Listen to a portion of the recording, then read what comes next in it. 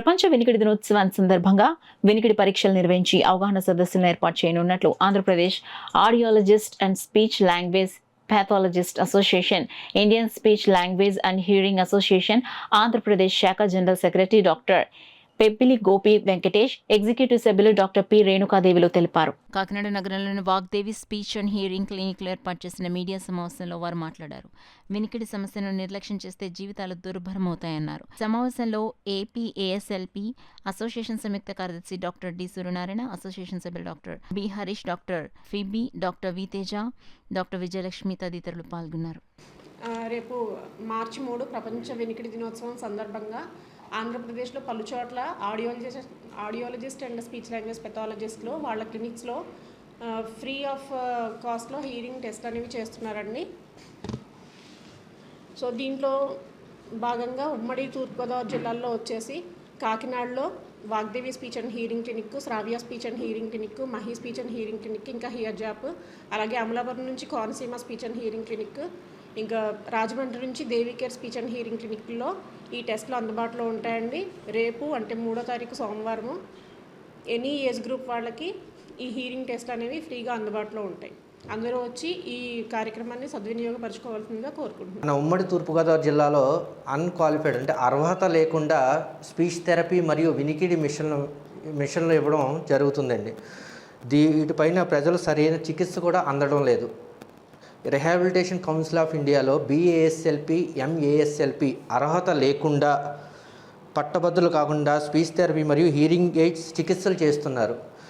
ఇలాంటి speech therapy మరియు hearing AIDS clinics పైన డిజేబిలిటీ వెల్ఫేర్ డిపార్ట్మెంట్ వారిని మరియు ఆంధ్రప్రదేశ్ ప్రభుత్వాన్ని కూడా మా అసోసియేషన్ తరపున కోరడం జరుగుతుందండి. ఇలా చేయడం వల్ల ఏంటంటే చిన్నపిల్లల్లో స్పీచ్ థెరపీ డెవలప్ అవ్వకపోవడం, లేదంటే చెవి మిషన్లో ఎవరికి పడితే వాళ్ళకి ఇచ్చేసి వాళ్ళ యొక్క వినికిడి సామర్థ్యాన్ని కూడా కోల్పోతున్నారండి. అంటే చెవి లోపల ఉన్న ప్రాబ్లం ఏంటి 3 రకాలుగా ఉంటుందండి. చెవిలో చీము కారుతున్నా సరే కొంచెం మంది వినికిడి మిషన్లు ఇచ్చేస్తున్నారు. దానివల్ల ఏంటంటే వాళ్ళకి ఉన్న హీరింగ్ కూడా పోతుంది. ఈ యొక్క అంటే అవగాహన లేకుండా వాళ్ళు విచ్చలవిడిగా ఇలా చేస్తున్నారండి. మా అసోసియేషన్ తరపున మేము గవర్నమెంట్ని కోరుకుంటున్నాం, ఇలాంటి క్లినిక్స్ పైన తక్షణమే చర్యలు తీసుకోవాల్సిందిగా మేము మా అసోసియేషన్ తరఫున వాళ్ళని కోరడం జరుగుతుంది. ఈ సదుపాయం అనేది దొరుకుతుంది. కాకినాడలో చాలా సెంటర్స్ ఉన్నాయండి. మాది మెయిన్ రోడ్లో హియర్ జాప్ అనేది ఉన్నది, ఇంకా ఇక్కడ వాగ్దేవి సెంటర్ అని ఉన్నది మెయిన్ రోడ్లోనే. అలాగా మా speech and hearing aid centre కూడా ఉన్నది. సో ఎక్కడ కావాలంటే మీరు అక్కడికి వెళ్ళొచ్చు, కానీ హియరింగ్ టెస్ట్ అనేది చేయించుకోండి. అదే చెప్తున్నారు గోపి గారు కూడా. ఆల్రెడీ ఫ్రీ టెస్టింగ్ అనేది రేపు అవైలబుల్గా ఉంటుంది. రెండోది ఏంటి అంటే కాక్లియర్ ఇంప్లాంట్స్ అనేది ఉన్నది. అదొక ఇంప్లాంటేషన్ టెక్నాలజీ అండి. అంటే డాక్టర్స్ వాళ్ళు సర్జరీ చేసి చెవి లోపల పెడతారు ఒక ఇంప్లాంట్ని.